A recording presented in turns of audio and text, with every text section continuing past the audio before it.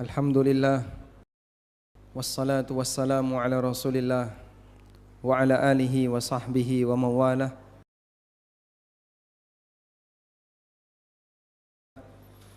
Wa ashhadu anna Muhammadan abduhu wa rasuluh, salawatu rabbi wa salamu alaihi sara ala nahjihi wa stanna bi sunnatihi ila yaumil qiyamah. Ini agenda dadakan, namun mengingat kondisi yang belum aman, Madiun lebih aman. Aman Madiun? Alhamdulillah, nggak ada demo di sini. Ada, tapi nggak sampai masjid. Baik, sehingga mudah-mudahan nanti kita bisa membahas beberapa materi. Anak kajian malam ini insya Allah kita mau membahas adab ketika di pasar, para pedagang. Tapi kita membutuhkan ini karena Bapak Ibu yang kami hormati, kira-kira ke pasar itu menjatuhkan, kalau orang ke pasar itu menjatuhkan muruah atau tidak? Jadi kalau misalnya pas Bapak ke pasar ketemu Ustadz, kira-kira apa yang dilakukan? Memfoto Ustadz, ngajak salaman, atau memviralkan berita, kok Ustadz ada di pasar ngapain, kita viralkan sekalian. Kira-kira kalau kita berada di pasar menjatuhkan muruah atau tidak? Tidak. Berarti kalau ketemu Ustadz di mall gimana itu? Hah?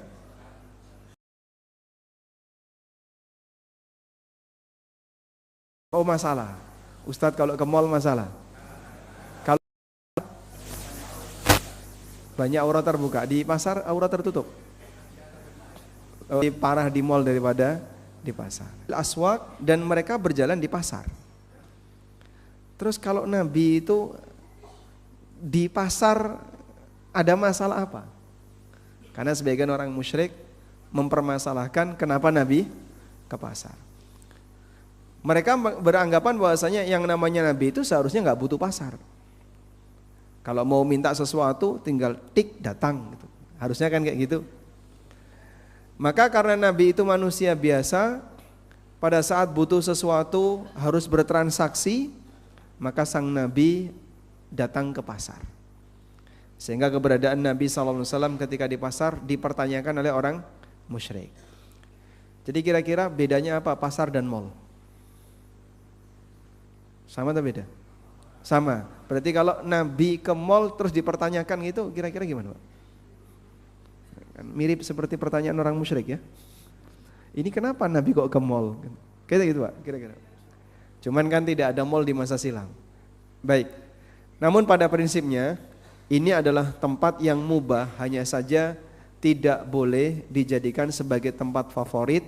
Nanti kita akan bahas ada masalah apa di pasar sehingga tidak boleh dijadikan sebagai tempat favorit. Di bagian inilah kita akan mempelajari tentang beberapa adab ketika di pasar. Dan boleh kita sebut bahwa kajian Ahlus Sunnah sangat perhatian dalam semua bidang yang dibutuhkan oleh masyarakat. Sehingga pembahasan tentang adab ketika di pasar mungkin tidak kita jumpai ketika di kajian Syiah. Di kajian Syiah ada nggak? Ada yang punya pengalaman di Syiah dulu Pak Sam? Nggak ada, Masya Allah. Di beberapa kajian yang lain seperti ini nggak pernah disinggung. Tapi para asatidzah Ahlus Sunnah membahas ini, para ulama Ahlus Sunnah membahas ini. Walhamdulillah. Makanya kita bangga ketika kita menjadi Ahlus Sunnah. Allah sediakan referensi paling lengkap dalam kegiatan ilmiah Ahlus Sunnah. Nah, sekarang kita sebutkan ada 10 adab ketika di pasar. Adab yang pertama, dianjurkan membaca doa ketika masuk pasar. Apa kalimat doanya? La ilaha illallah wahdahu la syarikalah lahul mulku wa lahul hamdu yuhyi wa yumit wa huwa hayyun la yamut biyadihil khair wa huwa ala kulli syai'in qadir. Insyaallah sudah hafal? Diulang ya, coba. La ilaha illallah wahdahu la syarikalah lahul mulku wa lahul hamdu yuhyi wa yumit. Mungkin sampai di situ Bapak Ibu sudah pada hafal. Selanjutnya wa huwa hayyun la yamut, lalu biyadihil khair, lalu wa huwa ala kulli syai'in qadir. Disebutkan dalam hadis riwayat Tirmidzi, dipermasalahkan oleh sebagian ulama walaupun dinilai hasan oleh ulama yang lain. Di antara yang menilai hasan hadis ini adalah Syekh Al-Albani rahimahullah.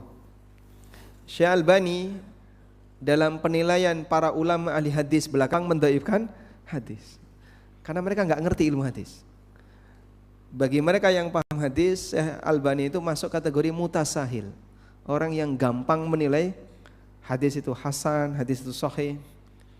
Makanya mungkin Anda sering mendengar ada koreksi tentang beberapa hadis yang umum di masyarakat disebut hasan ketika malam Jumat atau di hari Jumat. Saat terbit itu dhaif. Syekh Al-Albani menilai hadis itu hasan. Syekh Al-Albani menilai hadis itu hasan. Terkait doa masuk pasar, Syekh Al-Albani menilai kita ini termasuk di antara orang yang sering mengamalkan hadis-hadis yang dinilai dhaif oleh para ulama dalam fadhail amal. Jadi enggak usah jauh-jauh mikirnya, kita sendiri darajatin. Orang yang membaca doa ini ketika masuk pasar akan dicatat untuknya 1 juta pahala, dihapuskan 1 juta dosa, diangkat 1 juta. Pak, ini hadis yang ringan. Pak, ini hadis yang ringan. Amalannya ringan, tapi kenapa menghasilkan amalannya ringan, tapi kenapa menghasilkan pahala yang besar? Karena doa ini dibaca ketika kapan? Pada saat. Dan amalan yang dilakukan ketika orang itu sedang lalai kepada Allah, secara umum nilai pahala yang menyebabkan nilai pahala seseorang bisa semakin tinggi adalah ketika amal itu makanya tidak terbatas pada pasar. Sebutkan tempat yang lain yang umumnya orang mereka sama sekali tidak zikir. Mana lagi tempat yang umumnya orang lupa Allah? Kolam renang. Kolam renang. Bandara termasuk tempat mancing. Di perempatan mungkin Anda bisa lihat gak ada orang yang berzikir ketika nunggu lampu merah. Maka di tempat-tempat ketika orang lupa kepada Allah, di saat itulah Anda bisa jadikan sebagai kesempatan untuk beribadah, karena salah satu di antara faktor yang bisa menyebabkan amal hamba semakin bernilai istimewa ketika dilakukan di mana? Di tempat orang lupa kepada Allah. Karena itu kenapa qiyamul lail memiliki nilai yang lebih besar. Nabi SAW mengatakan waqumu bil laili wan nasu niyam. Lakukanlah qiyamul lail ketika banyak orang sedang tidur, sebab dia ibadah di tengah orang tertidur. Rasulullah SAW beliau menunda pelaksanaan sholat isya. Ya Syekh, qad namatin nisa'u wasibyan. Wahai Syekh, ibu-ibu dan anak. Apa kajian enggak selesai-selesai? Ini sudah terlalu larut malam. Baik. Datang mengetuk pintu Nabi SAW. Qad namatin nisa'u wasibyan. Sudah ghairukum. Di muka bumi ini tidak ada yang mengkondisikan, tidak ada satupun orang yang bisa mengkondisikan, tidak ada satupun orang yang bisa menandingi